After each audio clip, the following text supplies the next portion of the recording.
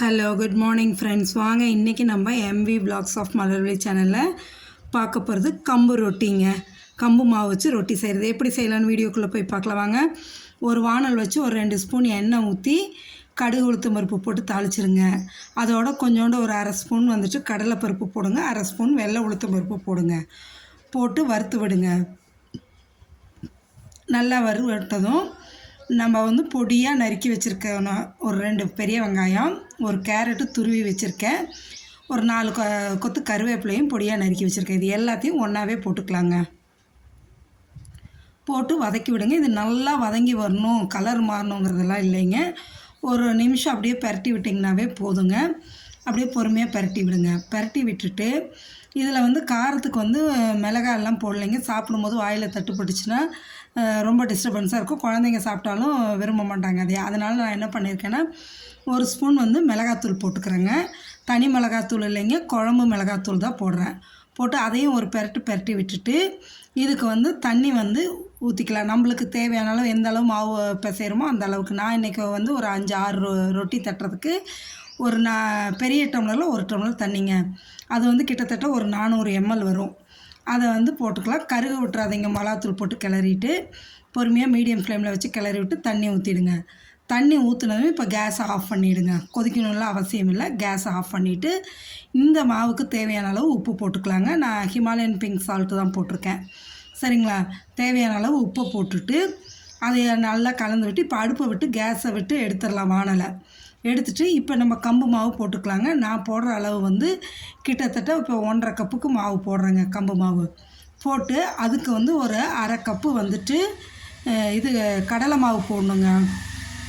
அரை கப்பு கடலை மாவு, ஒரு அரை கப்பு அரிசி மாவுங்க. எடுக்கிற எந்த இதில் டம்ளரில் எடுத்தால் டம்ளர், கப்பு எடுத்தால் கப்பு, எதில் எடுக்குமோ அதில் அளவுங்க. கடலை மாவும் அரிசி மாவும் ஏன்னு கேட்டிங்கன்னா, கம்பு மாவு வந்துட்டு க்ளூட்டன் ஃப்ரீங்க, ஸ்டிக்கினஸ் இருக்காது. அதுக்காக தாங்க. அரிசி மாவு வந்து நல்லா கிறிஸ்பினஸ்க்காக நம்ம போடுறோங்க. நான் இன்றைக்கி அரிசி மாவு போடாமல் கார்ன்ஃப்ளவர் தான் போட்டிருக்கேங்க. அது இன்னும் நல்லாவே கிறிஸ்பினஸ் கொடுக்கும். அதுக்காகங்க. இப்போ இது நல்லா ஈவனாக கலந்து விடுங்க. கலந்து விட்டுட்டு இது பத்தாது இல்லையா, அதனால் இன்னும் கொஞ்சம் நான் கம்பு மாவு போட்டுக்கிறேங்க. போட்டு நல்லா கலந்து விட்டு பிசைஞ்சுக்கணுங்க மாவை. சப்பாத்தி மாவு மாரி கெட்டியாக இருக்கக்கூடாது. கொஞ்சம் இலகலாக கையில் தட்டுற அளவுக்கு வரணுங்க. இன்னும் ஒரு அரை கப் மாவு நான் போட்டேங்க.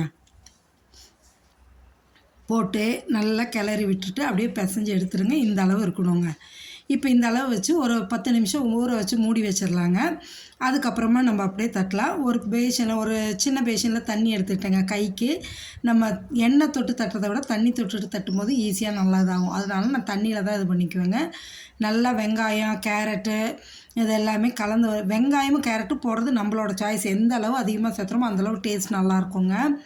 பாருங்கள், இப்போ நல்லா தண்ணி இது பண்ணிவிட்டு தோசைக்கல் நல்லா காஞ்சிடணுங்க. காஞ்சதுக்கப்புறமா தான் நம்ம செய்யணும். 10 நிமிஷம் ஊற வச்சங்காட்டிக்கு நல்லா ஒரு தடவை பிசைஞ்சு விட்டுட்டு அதுக்கப்புறமா எடுத்து கையால் உருட்டி எடுத்துக்கோங்க மாவை. நான் வந்து டைரெக்டாக தோசைக்கல்லே தட்டுறேங்க. நீங்கள் வந்துட்டு ஒரு இலையில, வாழை இலையில் எண்ணெய் தடவிட்டு தட்டலாம், இல்லை ஈரத்துணியில் தட்டிட்டு கூட எடுத்து போடலாம், இல்லை ஒரு பிளாஸ்டிக் ஷீட்டில் கூட தட்டிட்டு எடுத்து போடலாம். அது நம்மளோட சாய்ஸுங்க. நான் டைரெக்டாக தோசைக்கல்லே வச்சு அப்படியே தண்ணியை தொட்டுட்டு லேசாக மெலிசாக தட்டிடலாங்க. தட்டிட்டு எண்ணெய் சுற்றி ஊற்றணுங்க. எண்ணெய் இந்த ரொட்டியெல்லாம் செய்யும்போது கொஞ்சம் எண்ணெய் அதிகமாக தான் எடுக்குங்க. ஆனால் எண்ணெய் சேர்த்துனா தான் அந்த டேஸ்ட் நல்லாயிருக்குங்க. இதை தட்டி எடுக்கும்போதே அந்த கம்போட வாசம் வந்து அவ்வளோ மணக்க இருந்ததுங்க. அவ்வளோ நல்லா. சரிங்களா? இப்போ சுற்றி எண்ணெய் ஊற்றி விடுங்க. மீடியம் ஃப்ளேமிலேயே வச்சு தாங்க இதை வேக வச்சு எடுக்கணும். ஃபுல் ஃப்ளேம் வைக்காதீங்க. மீடியம் ஃப்ளேமில் வச்சிங்கன்னா தான் உங்களுக்கு நல்லா வெந்து வரும். அப்படியே என்ன பண்ணுறீங்க, நல்லா மேலே இந்த கலர் அப்படியே சேஞ்ச் ஆகுங்க. அப்போ வந்து திருப்பி போட்டுக்கலாங்க. திருப்பி போட்டுட்டு அதை பாருங்கள், இந்த அளவுக்கு சேஞ்ச் ஆகிடுச்சிங்களா. இப்போ நம்ம என்ன பண்ணுறோம், அப்படியே ஃப்ளிப் பண்ணி விட்டுருங்க. திருப்பி விட்டுடுங்க. திருப்பி விட்டுட்டு சிலர் என்ன பண்ணுவாங்க, ரவுண்டாக இல்லை விரலால் ஓட்டை போட்டு விடுவாங்க. அப்போ தான் வந்து நல்லா வேகும். எண்ணெய் ஊற்றிட்டுன்னா அப்படியே தோசை திருப்பி வச்சு அப்படியே லேசாக இது ஸ்ப்ளிட் பண்ண மாரி பண்ணி விட்ருவாங்க. பண்ணிவிட்டு அப்படியே எண்ணெய் சுற்றி ஊற்றிட்டு அந்த நம்ம வெட்டின மாரி பண்ண இடத்துல எண்ணெயை ஊற்றிடலாங்க. ஊற்றி திரும்பவும் நல்லா வேக வச்சு இப்போ 2 பக்கமும் அப்படியே திருப்பி நம்ம சப்பாத்தி போட்டு எப்படிங்க திருப்பி போட்டு எடுப்போம், அதேமாரி கொஞ்சம் திருப்பி போட்டு எடுத்துட்டோன்னு வைங்களேன், நல்லா மேலெல்லாம் நல்லா கிறிஸ்பியாக மொறுன்னு இருக்குங்க. உள்ளார சாஃப்டாக இருக்கும். இந்த வெங்காயம், கேரட்டு, கருவேப்பிலை இதெல்லாம் நல்லா வாசமாக சாப்பிட்றதுக்கு ரொம்ப நல்லாயிருக்கும். கொத்தமல்லி தழை போட்டுக்கலாங்க நிறையா, அதுவும் நல்லாயிருக்கும்.